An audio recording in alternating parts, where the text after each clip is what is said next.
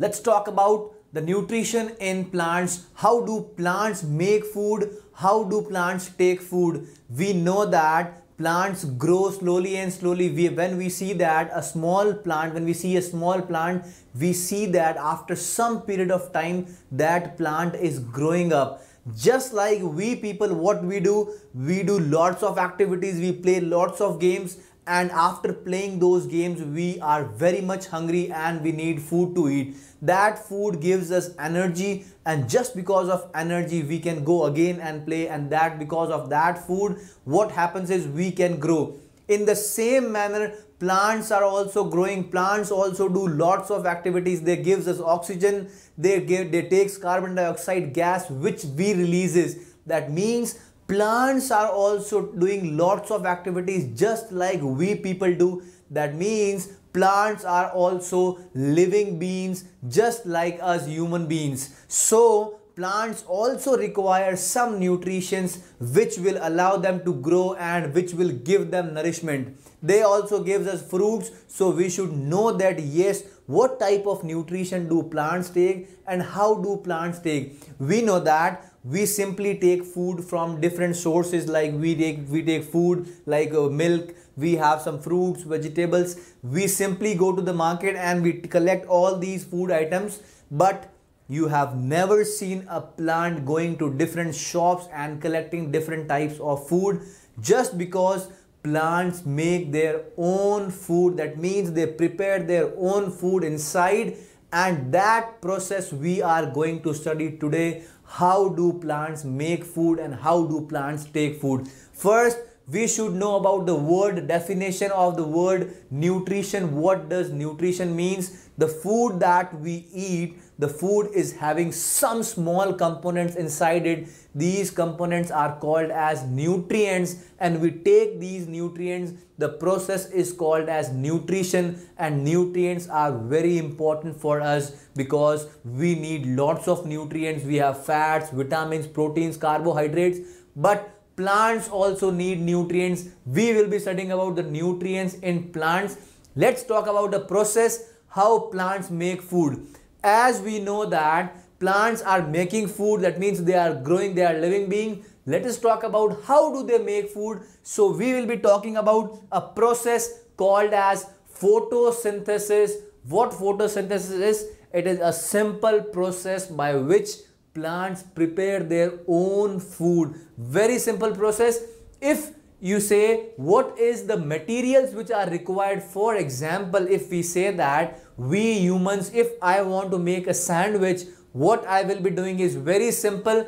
I will be taking bread, I will be taking cheese, some vegetables, then I will use an oven and I will be putting all these materials, collecting all these materials, and finally I'll be heating it, and then I will be getting my sandwich. The same thing is done by the plants. Plants also require some materials to make its food. Now, what are the materials that are required by a plant? If I say plants take only two materials, and what are those materials? I will say that the first material is carbon dioxide gas, and the second material is water. That means these are the two materials which are used by the plants to make its food. Now, if I say carbon dioxide gas and water are used as material, once they are mixed in the presence of sunlight and chlorophyll, just as we heat the sandwich, same manner in the presence of sunlight and chlorophyll, we'll be studying about the word chlorophyll. Sunlight and chlorophyll, carbon dioxide and water prepare the food, and the food prepare is in the form of glucose. If I write an equation, what happens is carbon dioxide gas and water is used. This is my carbon dioxide gas in the atmosphere. Water is taken from the roots, and in the presence of sunlight and chlorophyll,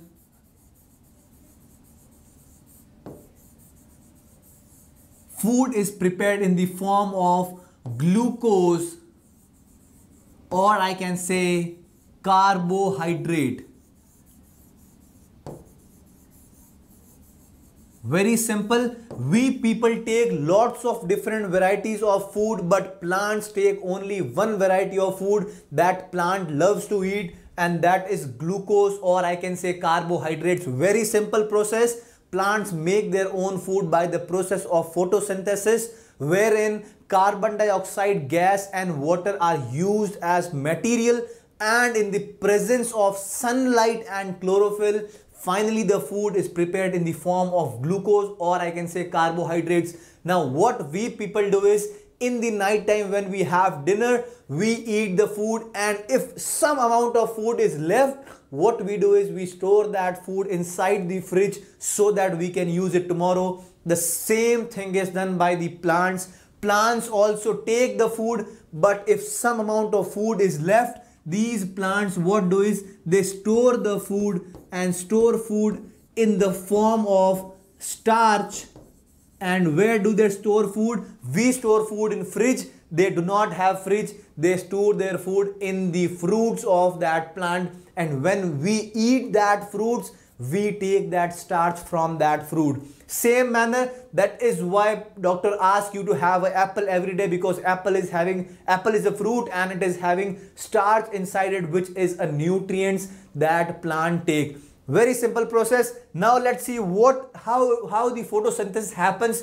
We simply have to see, this is my leaf. If I show you a leaf, I can say that this leaf is having very small components inside it. These are the small tiny pores, not components, tiny pores. If you look at a leaf very properly, you will see that there are very small tiny pores, and these small tiny pores are called as, if I say, stomata. These are stomata.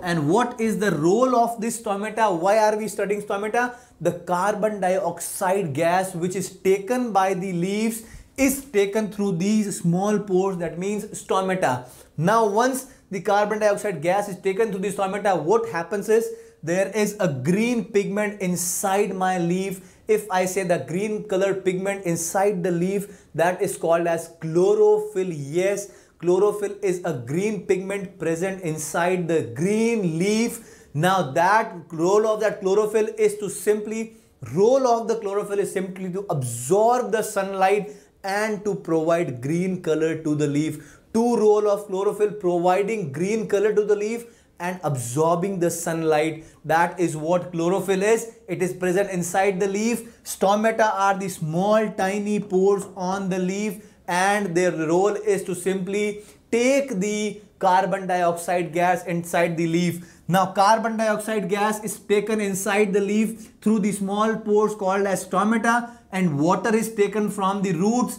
This water is absorbed by the roots, and then water is transferred through vessel inside my leaf.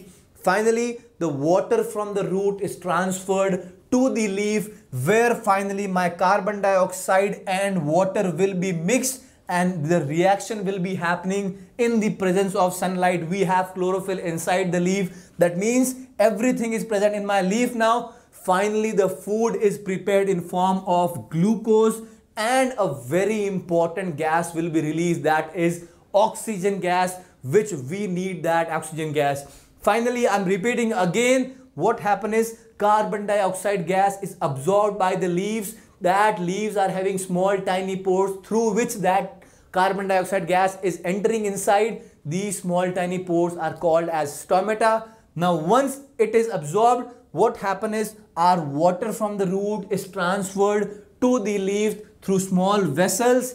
Now in the presence of sunlight, the chlorophyll is present inside my leaf, which is providing the green color to the pigment and also absorbing the sunlight. Now I have sunlight, I have chlorophyll, carbon dioxide and water. My reaction will be happening, and finally the food is prepared in the form of glucose, and an important gas is released, that is glucose.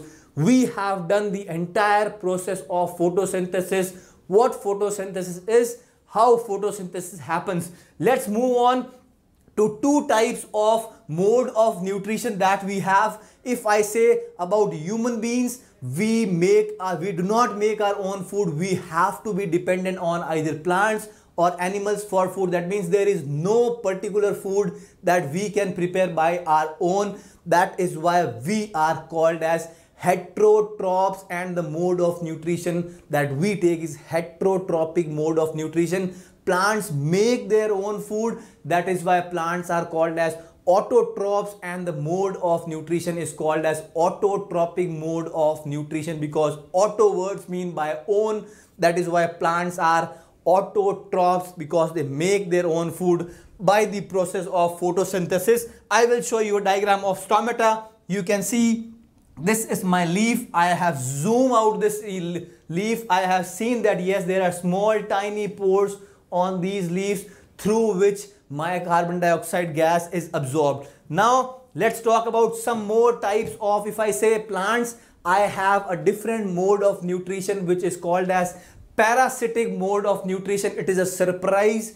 What happens is there are some plants which even cannot make their own food. They depend on some other plant for food. You can see from this picture a yellowish colored plant is lying over a greenish leaf colored plant. Now what happens is, this is for example a plant, for example it is a mango tree. Now what happens is, on this mango tree a different plant will be coming, yellowish colored, greenish colored layered plant, that is you might have seen sometimes. Now this yellowish color plant is amarbale. Now what this amarbale do is, they reside over this plant, they come and they sit on this plant, you can see from the image, and they take the food from this green purple color plant. So this plant which gives food is called as the host.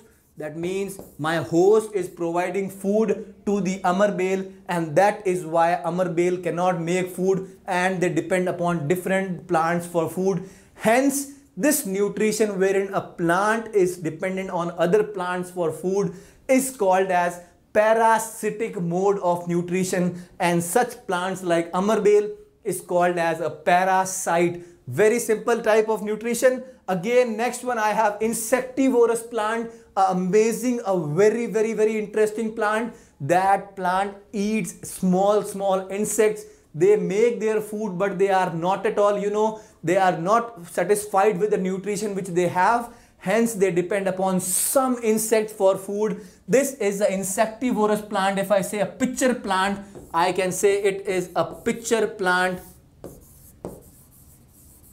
Pitcher plant. Now what that pitcher plant do is, this is the shape of pitcher plant. Now what happen if any insects which is roaming here and there, now what will happen is, when this insects try to come and sit here, that insect move inside this pitcher plant, and finally this is the lid of the pitcher plant. That lid closes and the insect is trapped inside that pitcher plant. Inside this there are small tiny hairs which attracts or trap that insect, and finally this lid is when closed. Insect is sitting inside now, and that plant will be secreting some liquid juices which will be decomposing these insects, and finally the nutrition will be absorbed by this pitcher plant. Such type of plants which eat different or which take nutrition from insects are called as insectivorous plant. Example we have is pitcher plant. Moving to the last mode of nutrition, we have saprophytic nutrition, wherein we have some organisms that depend upon dead and decayed matter. Example we have is fungi. This fungi depend upon dead and decayed matter, hence they are called as saprotrophs, and the nutrition is called as saprophytic mode of nutrition. We have studied 5 varieties of mode of nutrition: autotrophic mode of nutrition, heterotrophic mode of nutrition, parasitic mode of nutrition, insectivorous mode of nutrition, and finally saprotrophic mode of nutrition. One last concept we have is symbiotic relationship, wherein we have the word relationship, wherein I can say that if I say there is one plant, now this plant need nitrogen gas a lot. This plant need nitrogen gas, but this plant cannot take nitrogen gas directly from the atmosphere. So inside this plant or plant roots, there are some bacteria present. These bacteria are called as ribosomes. ribosomes.